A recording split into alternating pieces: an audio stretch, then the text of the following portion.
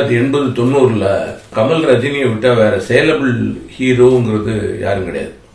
எல்லாரையும் வச்சு ஹீரோவை வச்சு படம் எடுக்கலாம். ஆனால் வியாபாரம் அவங்கள வச்சு பெரிய மூவ் ஆகாது.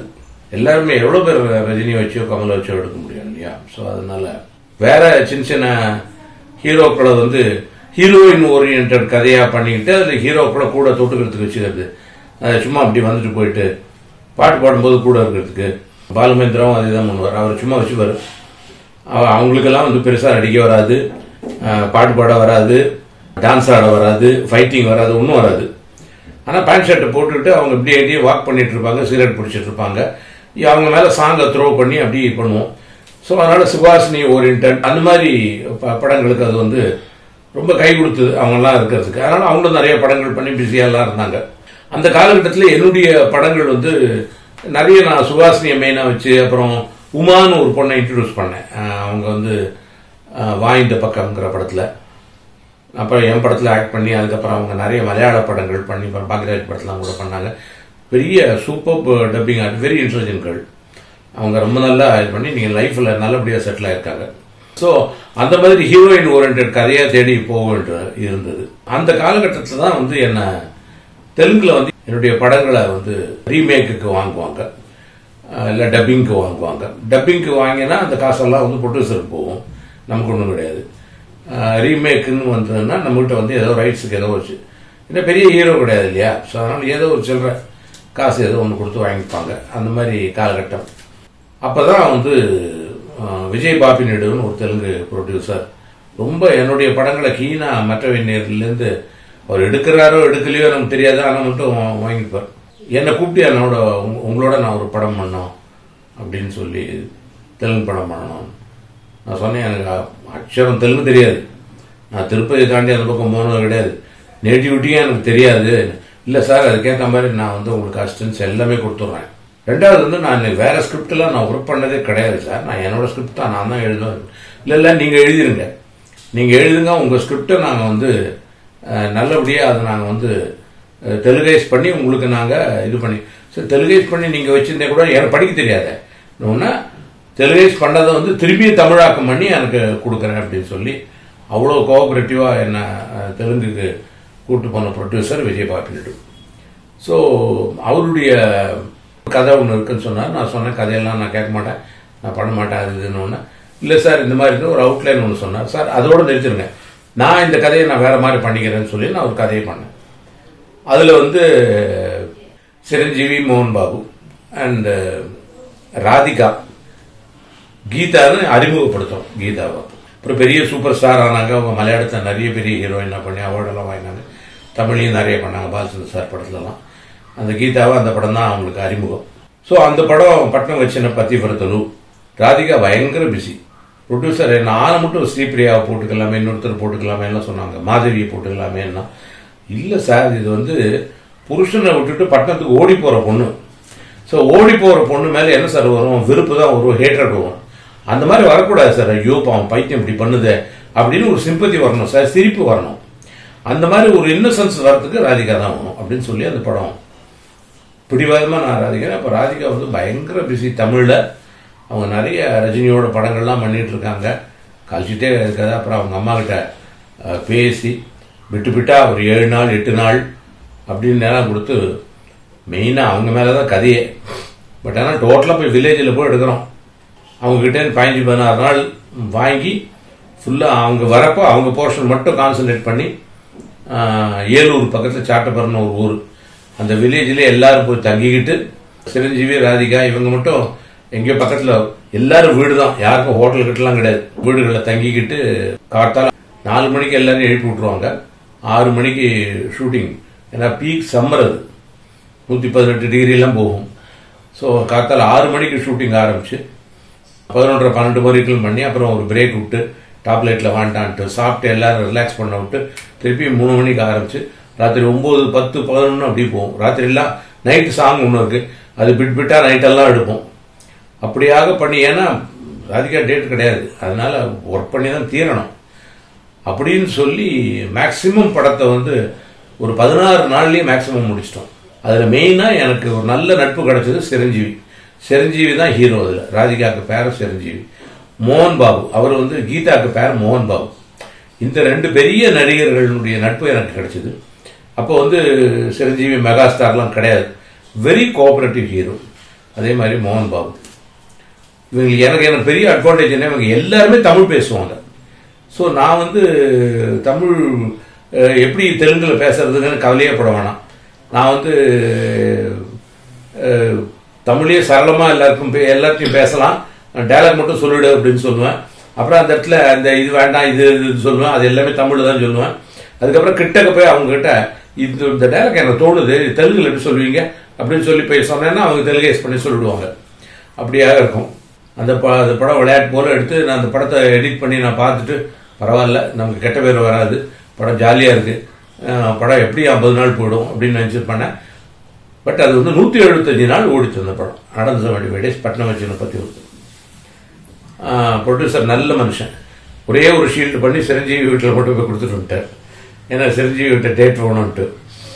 சிரஞ்சீவி நல்லா கவனிச்சுக்கிட்டார், வேற யாருக்கும் ஒன்றும் கொடுக்கல, எனக்கு மட்டும் ஷீல்டு கொடுத்துருக்காங்க. எதுக்காருன்னா அடுத்த படத்துக்கு டேட் வேணும்ட்டுன்னு. அவர் டேட்டே கொடுக்கல.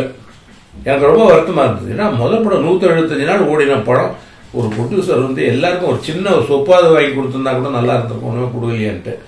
அதுக்கப்புறம் அடுத்த படம் எனக்கு வந்து புக் பண்ண வந்தப்போ சொன்னேன், படம் 100 நாள் ஓடுறது என் கேரண்டி, நான் கேரண்டி கொடுக்குறேன். பட் ஆனால் நீ ஃபங்க்ஷன் நடத்தணும், சென்னையில் வச்சு நடத்தணும் அப்படின்னு. சரி சார்னு ஒத்துக்கிட்டார். சொன்னால் அடுத்த படம் வந்து சுஹாசினி பானுச்சந்தர் வச்சு பண்ணேன். அந்த படமும் ஹிட்டு, 100 நாள் ஓடித்து. பாம்குரோவில் ஹோட்டல் பாம்குரோவ் சென்னையில் வச்சு ஏவிஎம் சரவணன் பாலச்சந்திரன் எல்லாரையும் வச்சு அது ஃபங்க்ஷன் பண்ணோம். எல்லாருக்கும் ஷீல்டு கொடுத்தோம். அந்த ஷீல்டு தான் இவங்ககிட்ட ரொம்ப நாள் இருந்தது. அந்த ஷீல்டு பட்னம் பில்லா பல்டூர் சின்னோடு. பட்னம் பில்லா, இந்த பட்னம்ங்கிறது வந்து ஒரு ராசியாக போயிடுது, பட்னம் பொடிங்கிற மாதிரி. அதனால எல்லாரும் பட்னம்னு வச்சுக்கோங்க சார் அப்படின்னு. பட்னம் பில்லா பல்டூர் சின்னோடு அப்படின்னு சொல்லிட்டு. பட்னம் பில்லான்னா சிட்டி பொண்ணு, பல்டூர்னா வில்லேஜ், சின்னோடுன்னா யங்ஸ்டர், பல்டூர் சின்னோடு அப்படின்னு சொல்லி ஹீரோ பேர். இந்த பொண்ணு சிட்டியில் படித்த பொண்ணு, அவன் வந்து வில்லேஜில் இது பண்ண பையன் அப்படிங்கிற மாதிரி 2 பேரும் தகராறு சண்டை அது இது வந்து அப்புறமா அப்படி இதுவாகும்னு சொல்லிட்டு. அதில் வந்து ஒரு 2 மாடுகள் சொன்னால் பயங்கரமாக கேட்கும். ஸோ அந்த மாடு சின்னோடு பெத்தாடுன்னு சொல்லி அந்த மாடுகளை எப்படியாவது யூஸ் பண்ணணும்னு சொல்லிட்டு நான் மட்டும் கெஞ்சினே அவர்கிட்ட, சார் இந்த மாடுகளை வந்து கொஞ்சம் மெட்ராஸுக்கு கொண்டு வரும், நத்திங் டூயிங், இந்த மாடுகள் வந்து இந்த எல்லையை தாண்டி எங்கேயும் வராது சார், என் குழந்தை மாதிரி அதுங்களை வளர்த்துறேன், நீங்கள் வந்து எப்படி நீங்கள் அதை போய் மெட்ராஸுக்கு கொண்டு வாங்குறீங்க? இல்லை சார், நான் லாரி வச்சு ஜாக்கிரதையாக ஆக்ஷன் போய் கொண்டு வரேன். அப்படியே நீங்கள் வந்து இங்கே எடுங்க அப்படின்னு. வேற வழி இல்லை, நாங்கள் அந்த மாடுகளை எடுக்கிறதுக்காகவே இந்த கிராமத்துக்கு போய் ஷூட்டிங் வச்சு அங்கே எங்கேயோ விஜயவாடா தங்கிட்டு எல்லாரும் காத்தால 4:30-5 மணிக்கு கிளம்பி அந்த கிராமத்துக்கு போய் அந்த மாடு என்னென்னமோ பண்ணுங்க. அது மாடு வண்டியில் போயிட்டே இருக்கும், டேய் அப்படின்னு அந்த மாடு அந்த வண்டியிலேருந்து கழட்டிக்கும். மாடை கழட்டிட்டு அந்த வண்டியை திருப்பி ரோட்ல போட்டுரும், எதிர்த்தாப்புல எந்த வண்டி வந்தாலும் பிளாக் பண்றதுக்காக. அந்த மாதிரி ஸ்டண்டெல்லாம் அந்த மாடே பண்ணும். இது வந்து கட் ஷாட்டே வேண்டாம், அப்படியே வச்சா அது அப்படியே பண்ணும். அதுக்கெல்லாம் வந்திருக்கு பாருங்க கிளாஸ், அவ்வளவு நல்லா அமைஞ்சது. ஸோ அப்படியாக அந்த படமும் எனக்கு வந்து பெரிய ஹிட் ஆச்சு. அடுத்து ரவுடி போலீஸ்னு ஒரு படம் பண்ணேன் இங்கே, விஜயலட்சுமி மூவிஸ் ரொம்ப பாப்புலர் பேனர் இங்கே, ஜிவிஎஸ் ராஜுன்னு. அதுதான் பாலச்சந்தருக்கு டூயல் ரோல் மாதிரி பண்ணி இது பண்ண படம் அது. அந்த படமும் எனக்கு 100 days போச்சு. ஸோ இது என்னது, நம்ம வந்து எனக்கு வந்து பாஷையும் தெரியாது, ஒன்றும் தெரியாது, நம்ம ஏதோ சொல்கிறோம் ஏதோ எழுதுறான், சங்கடம் தான் அதை பொறுத்தவரை. நான் நிறைய இடத்துல போய் சொல்லுவேன், இது என்னது அந்த காணிங்கிறது திரும்ப திரும்ப காணின்னு போடுறீங்க, அந்த காணியெல்லாம் தூக்கு சார், அது இப்போ இல்லைன்னா சார் டப்பிங் படம் மாதிரி இருக்கும் சார், அது வேணும் சார், அது இயற்கையாக வந்தது சார், சரி வச்சுக்க அப்படிமா. ஸோ அப்படியாக அது சிரமம்னு நினச்ச பீரியட் அது. ஸோ நம்ம அர்ஜென்ட்டாக தெலுங்கு கற்றுக்கணும், சும்மா நம்ம வந்து தமிழில் இது பண்ணிகிட்டே இருக்கக்கூடாது. ஏன்னா இன்னொரு சங்கடம் என்ன ஆகும்னா, இப்போ வெளியூரில் போனால் கிரேன் இருக்கும், கிரேன் மேலே வந்து கேமராமேன் உட்காந்துருப்பான், நான் கீழே இருப்பேன், முருகேசா நான் சொல்லும் போது கீழே வா அப்படின்னு சொல்லி அவங்க அசிஸ்டன்ட் கேமராமேன்ட்ட சொல்லுவேன்.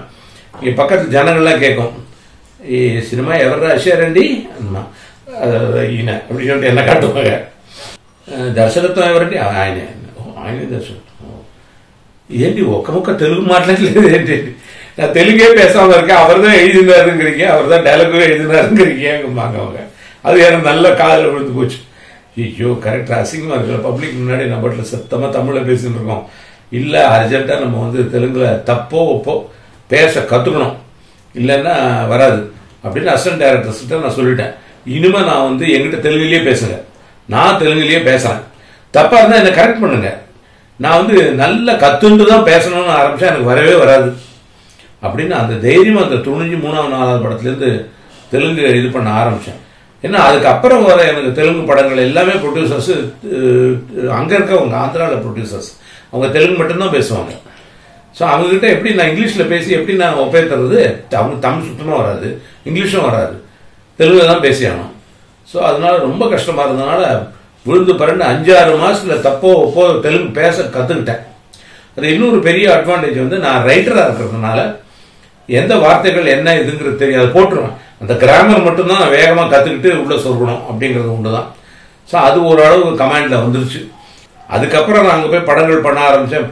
பெரிய சௌரியம் என்னன்னா, அங்கே எனக்கு தமிழில் இல்லாதது எல்லாருக்கும் அந்த படத்தை அவங்க நேசிப்பாங்க, தன் குழந்தைய போல நேசிப்பாங்க. அவங்களுக்கு வந்து படத்தை நல்லா எடுக்கணுங்கிறது ஒன்று தான் குறிக்கோளாக இருக்கும். இவ்வளோ செலவெல்லாம் அவங்க யோசிக்கவே மாட்டாங்க. சார் இந்த படத்துக்கு சாங் என்ன சார், எங்கே சார் போகலாம்?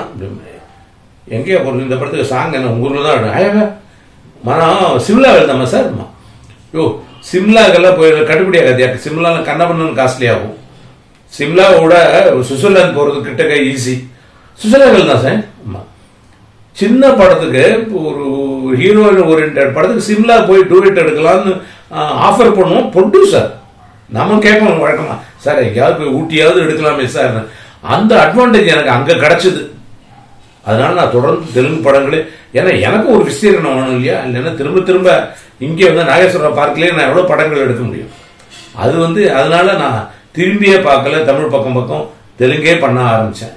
ஒரு காலகட்டத்தில் ராமோஜி ஃபிலிம் சிட்டி, ராமோஜிராவனுடைய பரீட்சை ஏற்பட்டது. அது நான் சொல்கிறேன். தேங்க்யூ.